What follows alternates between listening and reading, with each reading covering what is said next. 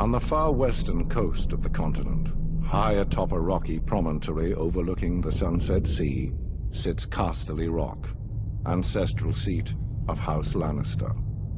Below it lies Lannisport, one of the great cities of Westeros, a center for trade, culture, and the great Lannister fleet. There are a number of gold and silver mines in the Westerlands, making it the richest region in all of Westeros.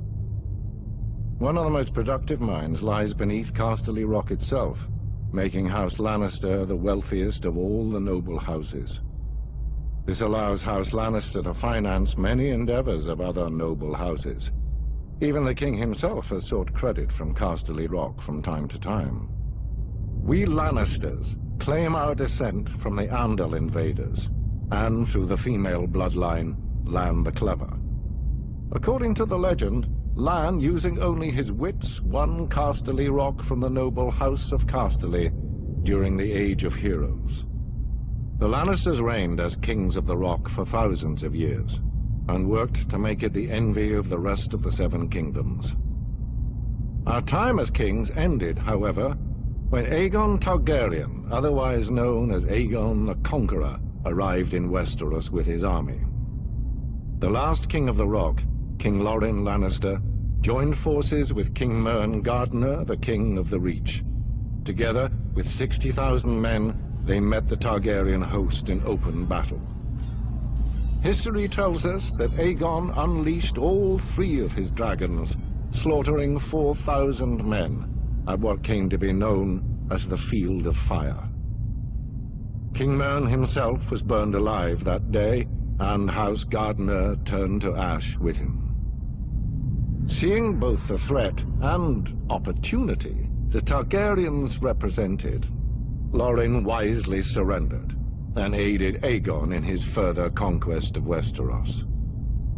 The Lannisters were thus appointed Lords Paramount of the Westerlands and Wardens of the West, titles we hold to this day.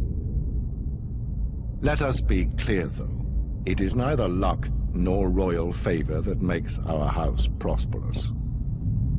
There have been times in our history where some have thought us weak, lazy, or opulent. My father, Titus Lannister, nearly bankrupted our house with his poor investments, and allowed himself to be mocked openly at court. When our vassal, the Rains of Castamere, dared to rise up against the Lannisters, they learned how dangerous it can be to taunt a lion. I, Tywin Lannister, led the assault on Castamere to put down this rebellion. I made an example of them, to anyone who doubts our might. They even made a quaint song about the fates of the Rains of Castamere. Sadly, there are no Rains left to hear it.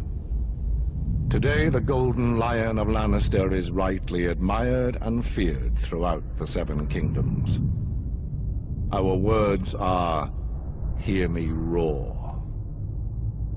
But there are other words that should be remembered when crossing a lion of Casterly Rock.